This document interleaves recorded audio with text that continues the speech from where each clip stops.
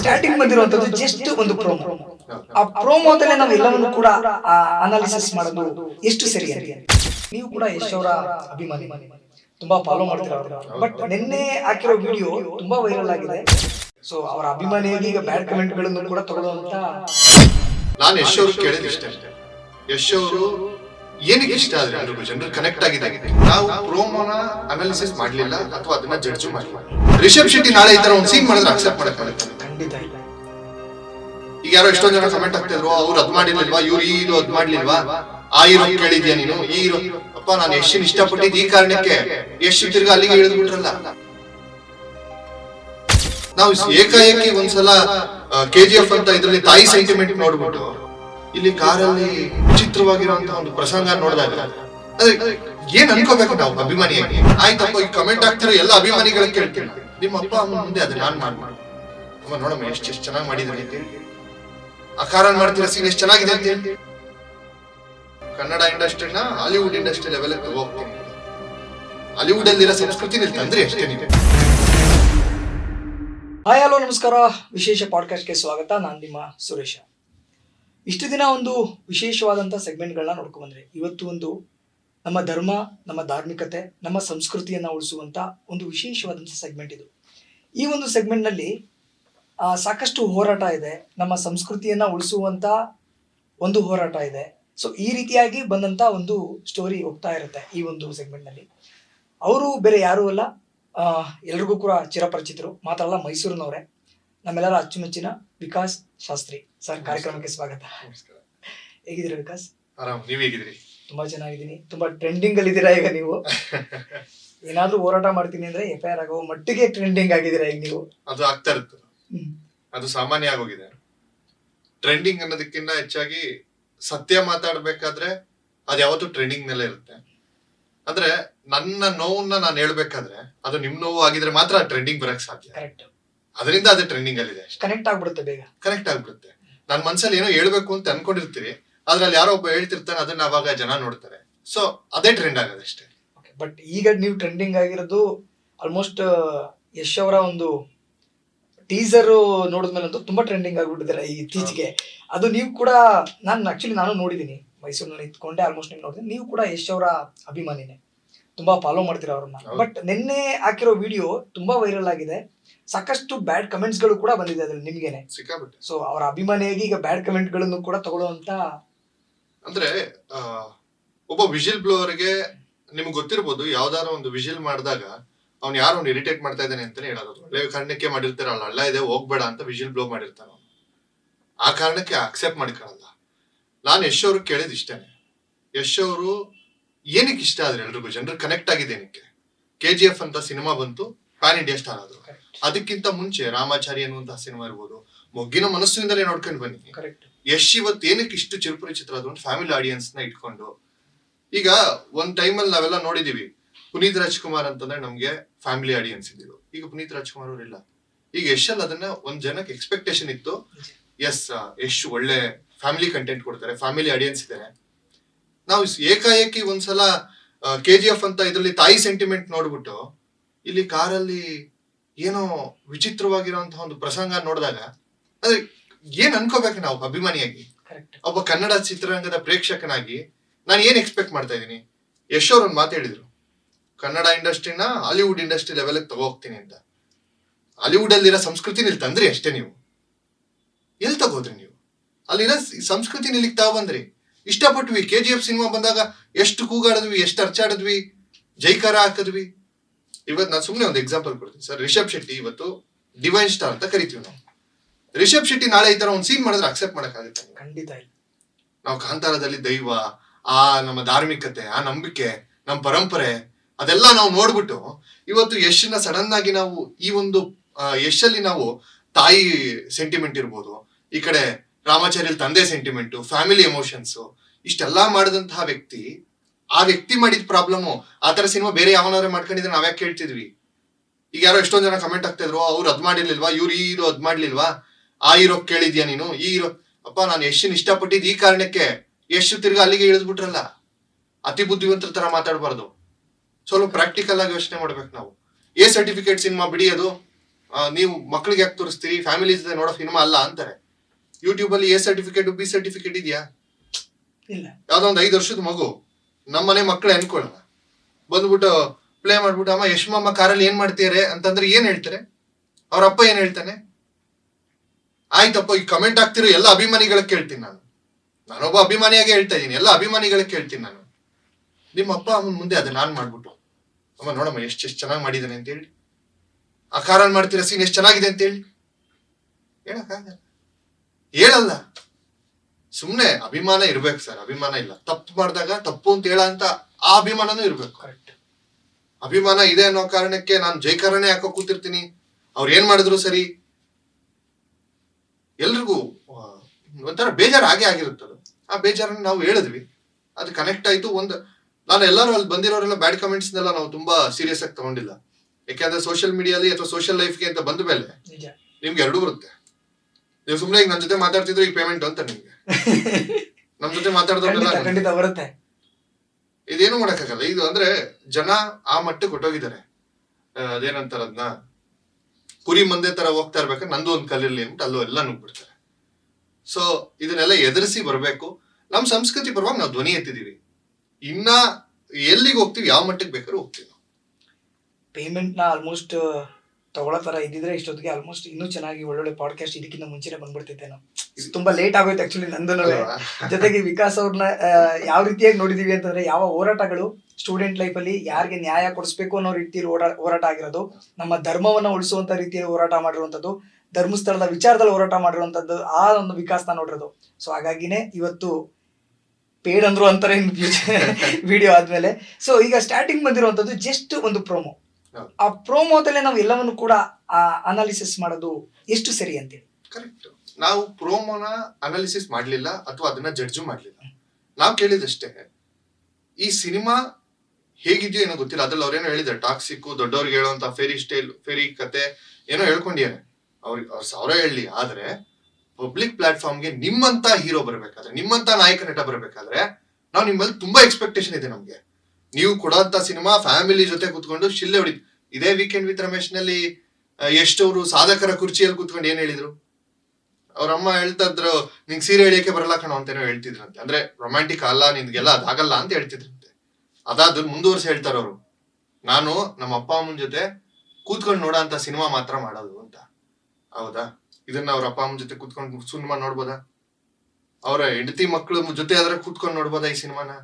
ಅವ್ರಿಗೆ ಮನ್ಸಿಗೆಲ್ಲೋ ಒಂದ್ ಕಡೆ ಕಾಡಲ್ವಾ, ನನ್ ಮಗು ಜೊತೆ ಹೆಂಗ್ ನೋಡ್ಲಿ, ನನ್ನ ಅಮ್ಮನ ಜೊತೆ ಹೆಂಗ್ ನೋಡ್ಲಿ ಅಂತ ಸಿನಿಮಾ ಮಾಡಲ್ಲ ಅಂತ ಹೇಳಿದವ್ರು ಯಾಕೆ ಇವತ್ತು ಮಾಡಿದ್ರು? ಇದೇ ಸಿನಿಮಾದ ನಿರ್ದೇಶಕಿ ಗೀತು ಮೋಹನ್ ದಾಸ್ ಅವರು ಕೂಡ ಯಾವ್ದೋ ಒಂದು ಪ್ರೆಸ್ ಮೀಟ್ ನಲ್ಲಿ ಹೇಳ್ತಾರೆ, ನಾನು ಈ ಫೆಮಿನಿಸ್ಟ್ ಅವ್ರು ಸ್ವಲ್ಪ ಫೆಮಿನಿಸಂ ಪರವಾಗಿ, ಹೆಣ್ಮಕ್ಳ ಪರವಾಗಿ ತುಂಬಾ ಧ್ವನಿ ಎತ್ತಾರೆ. ಹೆಣ್ಣು ಮಕ್ಳನ್ನ ಆ ರೀತಿ ತೋರಿಸಬಾರ್ದು. ನಾನ್ ಮಾಡುವಂತ ಸಿನಿಮಾದಲ್ಲಿ ಪ್ರತಿಯೊಬ್ಬರಿಗೂ ಕೂಡ ನ್ಯಾಯ ದೊರಕಬೇಕು ಮತ್ತು ಆ ಸಿನಿಮಾನ ಎಲ್ರು ಧೈರ್ಯದಿಂದ ನೋಡ್ಬೇಕು, ಎಲ್ಲ ಫ್ಯಾಮಿಲಿ ಜೊತೆ ನೋಡ್ಬೇಕು, ಅಷ್ಟು ಪ್ರೌಡ್ ಆಗಿ ಹೇಳ್ಕೊಂಡಿದ್ರು. ಯಾಕೆ ಈ ಹಿಪೋಕ್ರಸಿ? ಯಾಕೆ ಎಲ್ಲೋ ಇತ್ತು ನಿಮ್ದದೆಲ್ಲ? ಇವತ್ತು ಏನೋ ನಾವ್ ಇದೆಲ್ಲ ಮಾತಾಡ್ತಾ ಇದೀವಿ. ನನ್ಗೆ ಯಾರೋ ಒಬ್ರು ಕಮೆಂಟ್ ಹಾಕಿದ್ರು, ಇವನ್ ಯಾರೋ 90ನೇ ಇಸ್ವಿ ಯಾವ್ದೋ ಜಮಾನ್ದಲ್ಲಿ ಇದ್ದಾನೆ ಇವನು, ಇವಾಗ ಇಲ್ಲಿ ಬಂದ್ಬಿಟ್ಟು ಈ ಕಾಲದಲ್ಲಿ ಏನ್ ಈ ಕಾಲದಲ್ಲಿ ಅಂದ್ರೆ ಏನ್ ಬೇಕಾದ್ರೆ ಮಾಡ್ಬೋದಾ? ಬಟ್ಟೆ ಬಿಚ್ಚ ಸಂಸ್ಕೃತಿ ಆಗ್ಬಿಟ್ಟಿದೀವಿ ಇವತ್ತು, ಅಲ್ಲಿವರೆಗೂ ಬಂದ್ಬಿಟ್ಟಿದೀವ ನಾವು. ನನ್ಗೆ ಅರ್ಥನೇ ಆಗ್ತಿಲ್ಲ, ಅಂದ್ರೆ ಎಲ್ಲಿಗೆ ಹೋಗ್ತಾ ಇದೀವಿ ನಾವು? ನಾವು ನೋಡಿದ್ರೆ ವಿಶ್ವಗುರು ಆಗ್ಬೇಕು ಭಾರತ ಅಂತ ಕನ್ಸ್ ಕಾಣ್ತಾ ಇದೀವಿ, ಎಷ್ಟೋ $1 ಟ್ರಿಲಿಯನ್ ಎಕಾನಮಿ ಕನ್ಸ್ ಕಾಣ್ತಾ ಇದೀವಿ. ನಾವು ಬಾಯ್ ಬಿಟ್ರೆ ನಾವು ನಮ್ ಭಾರತ ದೇಶ ಹೆಂಗೆ ಅದು ಇದು ಅಂತೆಲ್ಲ ಹೇಳ್ತಾ ಇದೀವಿ. ನಮ್ ಪರಂಪರೆ ನಾವ್ ಹಾಳು ಮಾಡ್ಕೊ ಬಂದ್ರೆ ನಾವ್ $1 ಟ್ರಿಲಿಯನ್ ಏನ್ ಪ್ರಯೋಜನ? ಎಷ್ಟು ಕೋಟಿ ಆಸ್ತಿ ಇದ್ದೇನ್ ಪ್ರಯೋಜನ? ಅಷ್ಟರ ಮಟ್ಟಿಗೆ ಹಾಳಾಗ್ತಾ ಇದೆ. ಇದು ನಮ್ ನೋವು. ಇದಕ್ಕೋಸ್ಕರನೇ ಇವತ್ತು ನಮ್ಗೊಂದು ಪ್ಲಾಟ್ಫಾರ್ಮ್ ಅಂತಂದ್ರೆ ಅದು ಸಾಮಾಜಿಕ ಜಾಲತಾಣ. ನಿಮ್ಮಂತ ಸ್ನೇಹಿತರು ಕರೆದು ಮಾತಾಡಿಸ್ತೀರಿ. ಸತ್ಯ ಬೇಕು, ಪರಂಪರೆ ಬೇಕು, ಭಾರತೀಯತೆ ಬೇಕು ಅನ್ನೋಂಥವ್ರು ಮಾತ್ರ ಬೆಂಬಲಿಸ್ಬೇಕು. ಕೆಲವೊಂದಷ್ಟು ಜನ ಏನು ಮಾಡಕ್ಕಾಗಲ್ಲ, ಜೆನ್ಜಿ ಅಂತ ಏನ್ ಕರಿತೀವಿ, ಈಗ ಜೆನ್ಜಿ ಆಲ್ಫಾ ಆಗ್ಬಿಟ್ಟಿದೆಯೋ ಏನೋ ನನ್ಗೆ ಗೊತ್ತಿಲ್ಲ, ಸಿಕ್ಕಾಬಿಟ್ಟೆ ದಾಟ್ ಹೊಟ್ಟೋಗ್ತಾ ಇದೆ. ಮಿತಿಮೀರಿದ ವಲ್ಗ್ಯಾರಿಟಿಗೆ ಅಟ್ರಾಕ್ಟ್ ಆಗ್ತಾ ಇದಾರೆ, ನೆಗೆಟಿವಿಟಿಗೆ ಅಟ್ರಾಕ್ಟ್ ಆಗ್ತಾ ಇದಾರೆ, ಬೇಡದೇ ಇರುವಂತಹ ಆಸೆಯಿಂದ ಹೋಗ್ತಾ ಇದಾರೆ. ಇವತ್ತು ಎಷ್ಟು ಜನ ಎಲ್ಲೆಲ್ಲ ಹಾಳಾಗಿದ್ದಾರೆ ಸಾಮಾಜಿಕ ಜಾಲತಾಣ ನೋಡಿದ್ರೆ ನಾವು ನಮ್ಗೆ ಯೋಚನೆ ಮಾಡಿದ್ರೆ ಭಯ ಆಗುತ್ತೆ ನಮ್ಗೆ. 10ನೇ ಕ್ಲಾಸ್ ಹುಡುಗ ಲವ್ ಅಂತಾನೆ, 10ನೇ ಕ್ಲಾಸ್ ಹುಡುಗ ಲವ್ ಅಂತಾನೆ, 8ನೇ ಕ್ಲಾಸ್ ಹುಡುಗಿ ಲವ್ ಜೊತೆ ಓಡೋಗಿದ್ದಾರೆ ಅಂತ ನ್ಯೂಸ್ ಕೇಳ್ತೀವಿ. ಮೊನ್ನೆ ಯಾವ್ದೋ ಪ್ರೆಗ್ನೆಂಟ್ ಆಗಿದ್ಲಂತೆ 9ನೇ ಕ್ಲಾಸ್ ಹುಡುಗಿ ಹಾಸನದಲ್ಲೆಲ್ಲೋ. ಇದೆಲ್ಲ ನ್ಯೂಸ್ಗಳು ನೋಡಿದಾಗ ಇದಕ್ಕೆಲ್ಲ ಎಲ್ಲಿ ಕಾರಣ ಅಂತಂದ್ರೆ ಸಮಾಜದ ಕನ್ನಡಿ ಸಿನಿಮಾಗಳು. ಯಾರು ಏನ್ ಬೇಕಾದ್ರೆ ಹೇಳ್ಬೋದು. ಯಾರೋ ಮೊನ್ನೆ ಬುದ್ಧಿವಂತರ ತರ ಮಾತಾಡ್ತಾ ಇದ್ರು, ಡಿಮ್ಯಾಂಡ್ ಎಲ್ಲಿರುತ್ತೆ ಸಪ್ಲೈ ಎಲ್ಲಿರುತ್ತೆ ಅಂತ.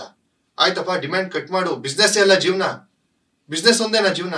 ಆ ಸಿನಿಮಾ ಓಡೋದಕ್ಕೆ ದುಡ್ಡು ಬೇಕು, ಕಾಸು ಬೇಕು ಅನ್ನೋ ಕಾರಣಕ್ಕೆ ನಾನು ಇಂಥ ಸಿನಿಮಾನೇ ಮಾಡ್ಬೇಕು, ಇಂಥ ಡಿಮ್ಯಾಂಡ್ ಇದೆ ಅದಕ್ಕೆ ನಾನು ಕೊಡ್ಬೇಕು.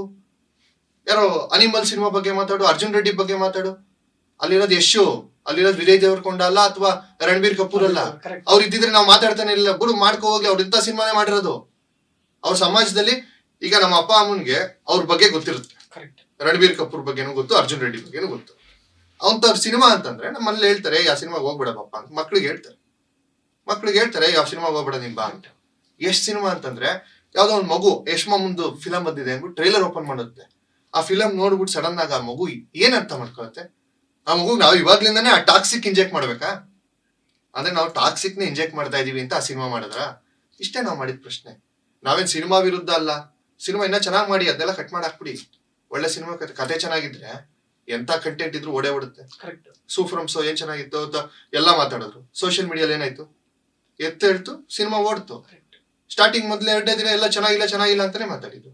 Content is a key. Content ಬಿಟ್ಟು ನಾವು ಅದೇ ಬಟ್ಟೆ ಬಿಚ್ಚೋದೇ ಸಂಸ್ಕೃತಿ ಅಲ್ಲ ನಮ್ದು. ಅದೊಂದೇ ಸಿನಿಮಾ ಅಲ್ಲ, ಅದರಿಂದ ಸಿನಿಮಾ ಓಡುತ್ತೆ ಅಂದ್ರೆ ಸುಳ್ಳು. ಈಗ ಆಕ್ಚುಲಿ ಇನ್ ಕೇಸ್ ಸಿನಿಮಾ ಬಂತು ಅಂತಂದ್ರೆ ಈ ಪ್ರೋಮೋ ಈಗ ಏನ್ ಹಾಕಿದ್ರೆ ಆ ಸೀನ್ ಇಲ್ಲ ಅಂತಂದ್ರೆ ಜಸ್ಟ್ ಪ್ರೋಮೋಗೋಸ್ಕರ ಮಾಡಿರ್ಬೋದು, ಅಥವಾ ಟ್ರೆಂಡಿಂಗ್ ಯಶ್ ಅವರ ಒಂದು ಬರ್ತ್ಡೇಗೋಸ್ಕರ ಮಾಡಿರ್ಬೋದು. ಬಟ್ ನಾಳೆ ದಿನ ಆ ಫಿಲಮ್ ಅಲ್ಲಿ ಆ ಸೀನೇ ಇರಲ್ಲ. ಸೊ ಈಗ್ಲಿಂದಾನೇ ಅದು ನೆಗೆಟಿವ್ ಏನಾದ್ರು ಆಗೋಯ್ತು ಅಂತಂದಾಗ ಸೊ ಜನ ಬರ್ತಾರ ಆ ಟೈಮಲ್ಲಿ ಅಂತೇಳಿ. ಅದೇ ನಾನು ಹೇಳ್ತಾ ಇರೋದು. ನನ್ಗೆ ಆಶ್ಚರ್ಯ ಆಗ್ತಾ ಇದೆ, ಈ ಇಷ್ಟು ನೆಗೆಟಿವಿಟಿ ತುಂಬ್ಕೊಂಡು ಆ ಸಿನಿಮಾ ಓಡುತ್ತಾ? ಓಡ್ಬೋದೇನೋ.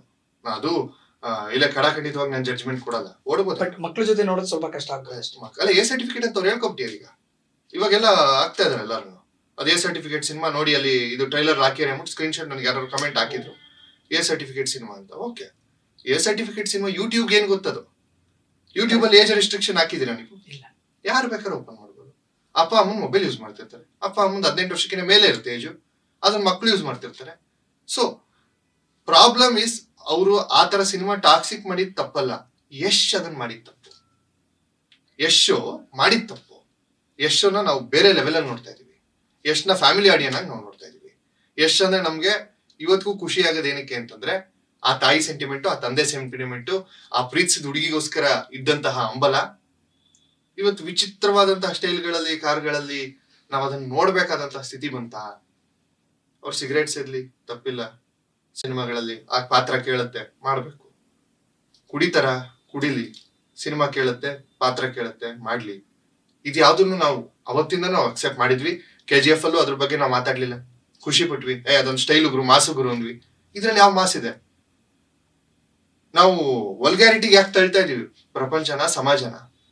ಇನ್ ಕೇಸ್ ಇದ್ರಲ್ಲೂ ಕೂಡ ಆ ಪಾತ್ರ ಕೇಳ್ತಿರ್ಬಹುದಾ ಅಂತ, ಆ ಸೀನ್ ಪರ್ಟಿಕ್ಯುಲರ್ ಸೀನು ಆ ಪಾತ್ರ ಕೇಳ್ತಿರ್ಬೋದು. ಈಸ್ ಎ ಮಾನ್ಸ್ಟಾರ್, ಅವ್ನು ಹಿಂಗೇ ಇಟ್ಕೊಂಡು ಬಂದಿರ್ತಾನೆ, ಸೊ ಹಾಗಾಗಿ ಎಲ್ಲೋ ಆಗಿರ್ಬೋದು ಅಂತ ಪಾತ್ರ ಏನಾದ್ರು ಕೇಳ್ತಿದ್ಯಾ ಆ ವಿಚಾರದಲ್ಲಿ? ಅಂತ ಪಾತ್ರ ನೀವು ಸೆಲೆಕ್ಟ್ ಮಾಡಿದ್ರೆ ತಪ್ಪು. ಹಾಗಾದ್ರೆ ನಾವು ತುಂಬಾ ದೊಡ್ಡ ಮಟ್ಟದಲ್ಲಿ ನೋಡ್ಬಿಟ್ಟಿದೀವಿ ಅಂತ ಹೇಳೋದು. ಸೊ ಕರ್ನಾಟಕ ಜನ ತುಂಬಾ ದೊಡ್ಡ ಮಟ್ಟದಲ್ಲಿ ಬೆಳೆಸಿದೇನಕ್ಕೆ ಅವ್ರನ್ನ. KGF ನ ಇವತ್ತು ಆ ಮಟ್ಟ ಸಕ್ಸಸ್ ಮಾಡಿದ್ದು ಕತೆ ಒಂದ್ ಕೀ ಆದ್ರೆ ಯಶು ಇನ್ನೊಂದ್ ಕರೆ ಕಾರಣನೇ. ಕರೆಕ್ಟ್. ಆತನ ಸ್ಕಿಲ್ಲು, ನಿಜ ನಿಜ, ಕಷ್ಟಪಟ್ಟು ಬೆಳೆದಂತ ರೀತಿ, ಆ ಒಂದು ಗ್ರಾಫ್ ನೋಡ್ಕೊ ಬಂದ್ರೆ ಎಷ್ಟು ದೊಡ್ಡ ಮಟ್ಟಕ್ಕೆ ತಗೊಂಡೋಗ್ ಕೂತ್ ಮೇಲೆ ಆ ದೊಡ್ಡತನ ಜಾಸ್ತಿ ಆಗೋಯ್ತಾ ಅಂತ ನನ್ಗೆ ಅನಿಸ್ತಾ ಇರೋದು. ಈ ಪಾತ್ರಗಳ ಸೆಲೆಕ್ಷನ್ ಎಲ್ಲ ನೋಡಿದಾಗ ದೊಡ್ಡತನ ಜಾಸ್ತಿ ಆಯ್ತಾ ಅಂತ ನನ್ಗೆ ಅನಿಸ್ತಾ ಇರೋದು. ಎಲ್ಲೋ ಒಂದ್ ಕಡೆ ಒಂದಷ್ಟು ಜನಗಳು ಯಶ್ ಅಭಿಮಾನಿಗಳೇನಿದ್ದಾರೆ, ಸೊ ಅವ್ರು ಹೇಳ್ತಿರೋವಂಥದ್ದು ಅದನ್ನ ಫಿಲಂ ತರ ನೋಡೋಣ ನಾವು. ಈಗ ಅದು ಎ ಸರ್ಟಿಫಿಕೇಟ್ ಆಗಿರ್ಬೋದು, ಸೊ ಅದನ್ನ ಫಿಲಂ ತರ ನೋಡೋಣ. ಈಗ ಮಕ್ಳು ನೋಡಿಲ್ಲ ಅಂತಂದ್ರೆ ಓಕೆ, ನಾವು ಅಭಿಮಾನಿಗಳಾಗಿ ನೋಡ್ತಿದೀವಿ. ಬಟ್ ಯಾರದಕ್ಕೆ ಆಲ್ಮೋಸ್ಟ್ ಟ್ರೋಲ್ ಪೇಜಸ್ ಗಳಲ್ಲೂ ಕೂಡ ಅದು ಟ್ರೋಲ್ ಆಗ್ತಾ ಇದೆ. ಈಗ ತುಂಬಾ ದೊಡ್ಡ ಮಟ್ಟದಲ್ಲಿ ಟ್ರೋಲ್ ಆಗ್ತಾ ಇದೆ. ಆದ್ರೂ ಕೂಡ ಅದನ್ನ ಸಮರ್ಥನೆ ಮಾಡ್ಕೊಳ್ಳೋರು ತುಂಬಾ ಜನ ಇದ್ದಾರೆ. ಬಟ್ ಈಗ ನೀವು ಅದನ್ನ ವಿರೋಧ ಮಾಡ್ತಿರೋದಕ್ಕೆ ಎಲ್ಲೋ ಒಂದ್ ಕಡೆ ಮತ್ತಷ್ಟು ಬ್ಯಾಡ್ ಕಮೆಂಟ್ಗಳು ಬರೋ ಚಾನ್ಸಸ್ ಇರುತ್ತೆ. ಬರ್ತಾನೆ ಇದೆ. ನಮ್ಮ ಜೀವನದಲ್ಲಿ ಮೊದಲನೇ ದಿವಸದಿಂದ ನಾವು ಯಾವ ಹೋರಾಟಕ್ಕೆ ಬಂದ್ವಿ ಅವತ್ತಿಂದ ನಮ್ಗೆ ಬ್ಯಾಡ್ ಕಮೆಂಟ್ಸ್ ಹೊಸದು ಅಲ್ಲ. ಆಮೇಲೆ ಅದಕ್ಕೆ ತಲೆ ಕೆಡ್ಸ್ಕೊಳ್ಳೋಂತ ಟೈಮು ನಮ್ಗಿಲ್ಲ. ತುಂಬಾ ಬರುತ್ತೆ.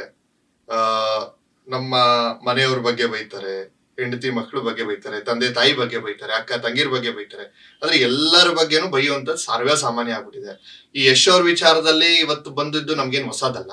ಆದ್ರೆ ನಾನು ಒಂದು ಅವ್ರಿಗೆ ಅರ್ಥ ಆಗಂಗೆ ಹೇಳೋದೇನು ಅಂತಂದ್ರೆ, ನೋಡಿಯಪ್ಪ, ನೀವು ಫ್ಯಾಮಿಲಿ ಆಡಿಯನ್ ಆಗಿ ಆ ಸಿನಿಮಾನ ಅಕ್ಸೆಪ್ಟ್ ಮಾಡಿದ್ರೆ, ನೀವು ನಿಮ್ಮ ತಂದೆ ತಾಯಿ ಜೊತೆ ಆ ಸಿನಿಮಾವನ್ನ ನೋಡಿದ್ರೆ, ನಿಮ್ಮ ಮಕ್ಕಳಿಗೆ ಯಶ್ ಮಾಮ ಏನ್ ಮಾಡ್ತಾ ಇದ್ದಾರೆ ನೋಡುವಂತ ತೋರಿಸೋ ಧೈರ್ಯ ಇದ್ರೆ ಕಮೆಂಟ್ ಹಾಕಿ, ನೀವು ಸಮರ್ಥಿಸ್ಕೊಳ್ಳಿ. ಅದು ಯಶಿದ ನಿರೀಕ್ಷೆ ಇರೋದು ಕರ್ನಾಟಕದ ಜನತೆಗೆ. ಹಾಲಿವುಡ್, ನಾನು ಅದೇ ಹೇಳವಾಗ್ಲೆ, ಹಾಲಿವುಡ್ ಲೆವೆಲ್ ತಗೊಂಡೋಗ್ತೀನಿ ಕನ್ನಡ ಸಿನಿಮಾನ ಅಂತ ಯಾವ್ದೋ ಸ್ಟೇಜ್ ಮೇಲೆ ಹೇಳಿದ್ರು ಯಶ್ ಅವರು. ಹಾಲಿವುಡ್ ಸಂಸ್ಕೃತಿ ಅಂತ ಕನ್ನಡಕ್ಕೆ ಇಂಜೆಕ್ಟ್ ಮಾಡ್ತಿದ್ರಿ ಅಷ್ಟೇ, ನೀವು ಹಾಲಿವುಡ್ ತಗೊಂಡೋಗಿಲ್ಲ. ಯಾಕೆ ಹಾಲಿವುಡ್ ಸಿನಿಮಾ ಅಂದ್ರೆ ಬರೀ ಅದೊಂದೇ ಇರೋದು, ಇನ್ನೇನಿಲ್ವಾ ಬೇರೆ? ತೋರಿಸ್ಬೇಕಿತ್ತು, ಒಳ್ಳೆ ಆಕ್ಷನ್ ತೋರಿಸ್ಬೇಕಿತ್ತು, ಒಳ್ಳೆ ರೇಸಿಂಗ್ ಕಾರಲ್ಲಿ ಹೋಗ್ಬೇಕಿತ್ತು. ಅದಕ್ಕೆ ಯಾರೋ ವಿರೋಧ ಮಾಡ್ತಿದ್ವಿ. ಇವತ್ತು ನಾನು ಬಂದ್ಬಿಟ್ಟು ಯಶ್ ಆ ಕಾರಲ್ಲಿ ಓಡಾಡ್ಬಾರ್ದಿತ್ತು ನಾನು ಹೇಳ್ತಿದ್ದ, ಎಷ್ಟು ಇಷ್ಟು ಚುಚ್ಚಬಾರ್ದಿತ್ತು, ಸಾಯಿಸ್ಬಾರ್ದಿತ್ತು ಅಂತ ಹೇಳ್ತಿದ್ವಿ. ಪಾತ್ರವಾಗಿ ಮಾಡಿ, ಅದು ಬೇಕಾಗಿರ್ಲಿಲ್ಲ ನಮ್ಗೆ, ಸಮಾಜಕ್ಕೆ ಬೇಕಾಗಿರ್ಲಿಲ್ಲ. ಇವತ್ತಿನ ಪೀಳಿಗೆ ಎಷ್ಟು ಹಾಳಾಗ್ತಿದೆಯಲ್ಲ ಅದೇ ಕಾರಣಕ್ಕೋಸ್ಕರ ಅದನ್ನ ಬೇಡ ಅಂತ ಹೇಳ್ತೀರ. ಅವನ್ ತಲೆಯಲ್ಲಿ ತಿರ್ಗಾ ಅದೊಂದು ವಿಷಯವನ್ನು ತುಂಬಿಸ್ಕೊಂಡು, ಆ ಕಾಮ ಅನ್ನುವಂಥದ್ದು ಅಂತ ದೊಡ್ಡ ವಿಷಯ ಅಂತಂದ್ರೆ ಇಂಪಾಸಿಬಲ್ ಅಂದ್ರೆ ಎಕ್ಸ್ಪ್ಲೈನ್ ಮಾಡಕ್ಕೆ ಆಗಲ್ಲ ಅಂದ. ಅದು ಒಂದು ಸಲಿ ಒಬ್ಬ ಹುಡುಗನ ತಲೆಗೆ ಹೋದ್ರೆ ಅದನ್ನ ಎಕ್ಸ್ಪೀರಿಯನ್ಸ್ ಮಾಡ್ಬೇಕು ಅನ್ನೋ ಹುಚ್ಚು ಹಿಡಿದು ಬಿಡುತ್ತೆ. ಇವತ್ತು ಅದೇ ಪರಿಣಾಮಗಳು ಇಷ್ಟೆಲ್ಲ ನಾವು ದಿನವಿಡೀ ನೀವು ನ್ಯೂಸ್ ಅಲ್ಲಿ ಸುದ್ದಿ ಪ್ರಕಟ ಮಾಡ್ತಾನೆ ಇರ್ತೀರಿ, ಏನೇನ್ ಆಗ್ತಿದೆ ಸಮಾಜದಲ್ಲಿ ಅಂತ. ಎಲ್ಲೋ ರೇಪ್ ಆಗುತ್ತೆ, ರೇಪ್ ಆಗಿದ್ದಕ್ಕೆ ಇವ್ರ ಫಿಲಮ್ಗಳ ಕಾರಣ ಅಂತ ನಾನು ಹೇಳಲ್ಲ, ಅದು ಒಂದು ಪಾರ್ಟ್ ಅಲ್ಲಿ ಇವ್ರನ್ನ ಇದ್ ಮಾಡಿರುತ್ತೆ. ಸೋಷಿಯಲ್ ಮೀಡಿಯಾದಲ್ಲಿ ಬೇಡದೇ ಇರೋ ವಲ್ಗಾರಿಟಿ ಸ್ಕ್ರಾಲ್ ಮಾಡ್ತಾರೆ. ಇವತ್ತು ಎಲ್ಲಾ ಮಕ್ಕಳುಗಳಿಗೂ ಊಟ ಮಾಡ್ಬೇಕಾದ್ರೆ ಮೊಬೈಲ್ ಹತ್ತಿಸ್ತಾರೆ. ಆ ಮೊಬೈಲ್ ಹತ್ತಿಸ್ಬೇಕಾದ್ರೆ ಎಷ್ಟು ವಲ್ಗಾರಿಟಿ ಬರುತ್ತೆ, ಅದರಲ್ಲಿ ಏನಾದ್ರು ಇವ್ರು ಕಂಟ್ರೋಲ್ ಮಾಡಕ್ಕಾಗತ್ತಾ? ನನ್ನ ಕೈಯಲ್ಲೂ ಇಲ್ಲ, ನಿಮ್ ಕೈಯಲ್ಲೂ ಇಲ್ಲ, ಆ ಕಂಡಿಡ್ದವನಲ್ಲ ಅವನ ಕೈಯಲ್ಲೇ ಇಲ್ಲ ಅನ್ಸುತ್ತೆ. ಆ ಮಟ್ಟ ಆಗೋಗಿದೆ ಇವತ್ತು. ಅದೇ ಕಾರಣಕ್ಕೋಸ್ಕರ ನಾವ್ ಇದನ್ನ ವಿರೋಧ ಮಾಡ್ತೀವಿ.